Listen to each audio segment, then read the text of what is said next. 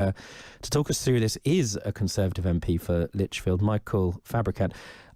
Michael Fabricant, firstly, thank you for being here. I'm going to ask you a question. A lot of people pretend they actually understand the workings of party politics in Westminster, but, they don't.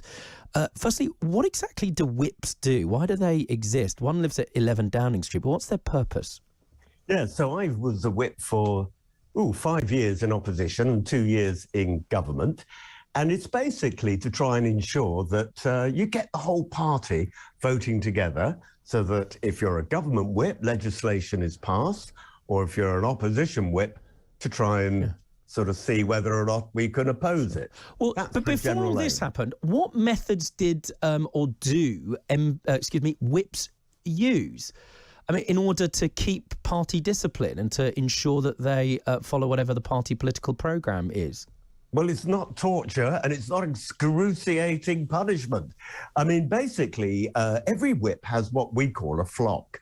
Might be 20, 24 MPs, and you sound them out. Are you happy with this legislation? Now, supposing somebody says, I'm feeling a bit uneasy about this particular aspect, then I would have gone and seen him or her and said, OK, what bit don't you like? Mm-hmm. And then maybe get them to meet the minister who's actually putting it through. And the minister would either try and persuade them that it is worth supporting and put their mind at rest, or, does happen quite often, the government says, OK, you're actually making a fair point. We'll put down a government amendment to our own bill. You often see that in Parliament, a government amendment, so that it actually takes those people on board. Right, but as things get to the vote, especially in the controversial votes or the ones that are on a knife edge, what happens, or has happened in the past, is that the whips use any manner of methods, carrots and sticks. No, they don't. Well, in the old day they did. I mean, it used to be very exciting. I remember when I was involved in the Maastricht debate. Yeah. So you're talking about 92, 93, and there was a bit of pushing and shoving, but that hasn't really happened since 1997 at all. Because right. But let me stop. Sorry, let me stop you there, because this is why I wanted to connect the past with what's going on now. Certainly, I have friends in politics, many of whom were around at the time that you're talking about. And there were all sorts of things. Sometimes it would be promises of jobs. Sometimes it would be promises of even, investments in constituencies and so on and so forth, carrots and sticks. Or sometimes it would be, as was the case, you're talking about Maastricht, of having the whip removed. In other words, effectively, no longer being an official member of the party.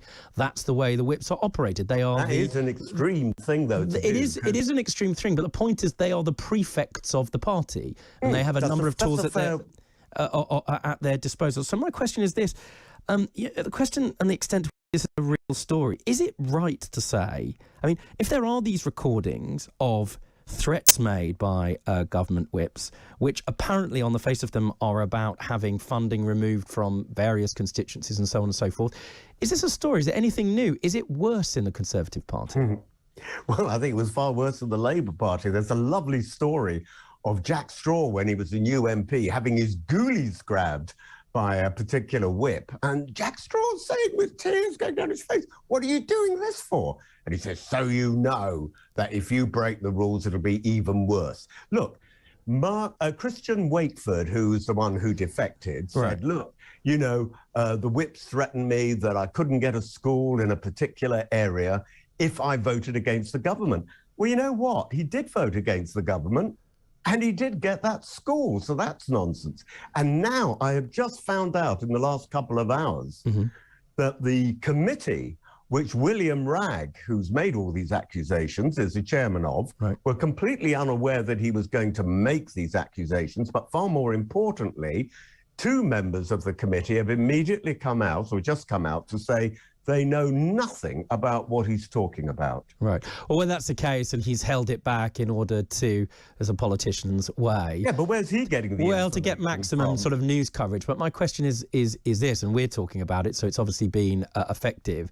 It could be a non-story, There may or may not be tapes of people being blackmailed. Yeah, exactly. Ultimately, and William Ragg, don't forget, has had a vendetta. Hang on, Rob. Yeah. William Ragg has had a vendetta against...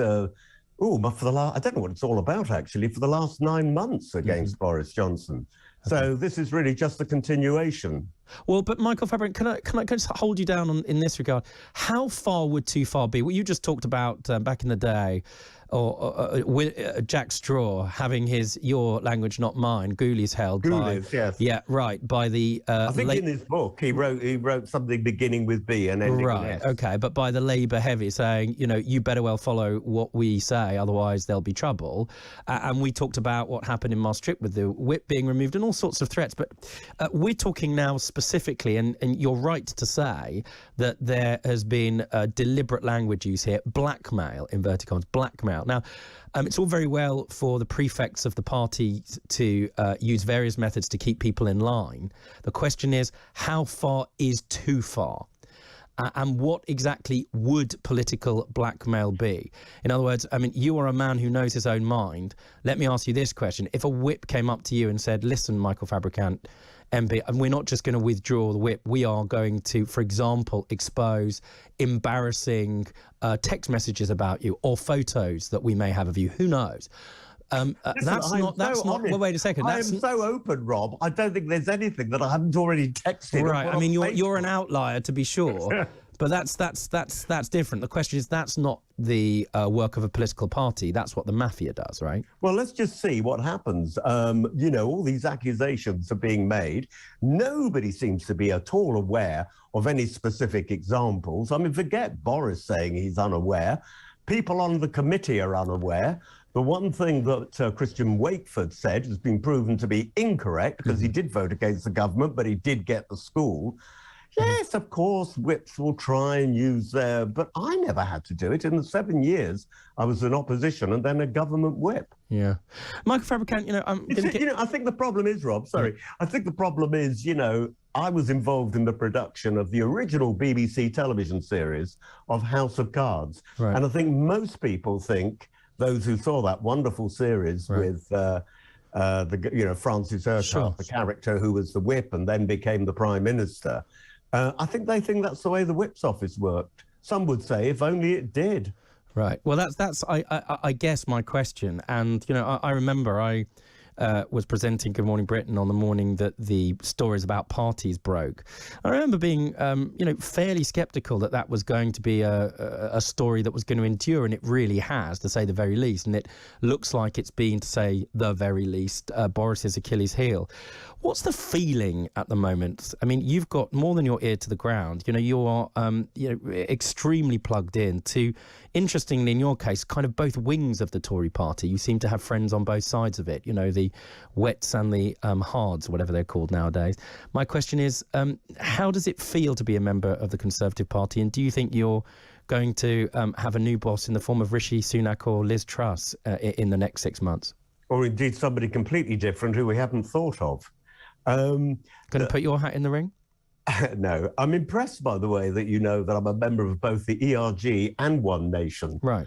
I'd love to know where you get your sources. You could become a whip, Rob. I think you've got good intelligence sources. Research. But where do I think it's going? I just truly don't know. Let's just see.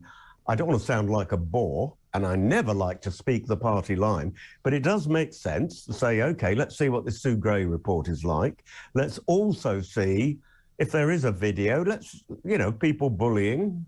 Well, let's find out about it, because as the Speaker said, if that's been going on, it's a big if, it's not acceptable in this day and age. Mm-hmm.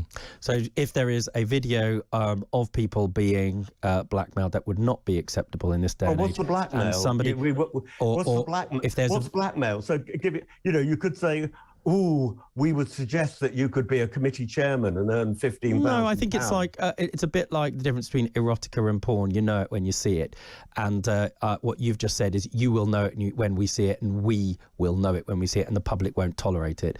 And I think you've just put your position on the line. And I suspect, being a central member of the Conservative Party, what you've said and stated is that if it's bad, it will be bad for Boris. Always clear, always helpful. That's Michael Fabricant, MP for Lichfield.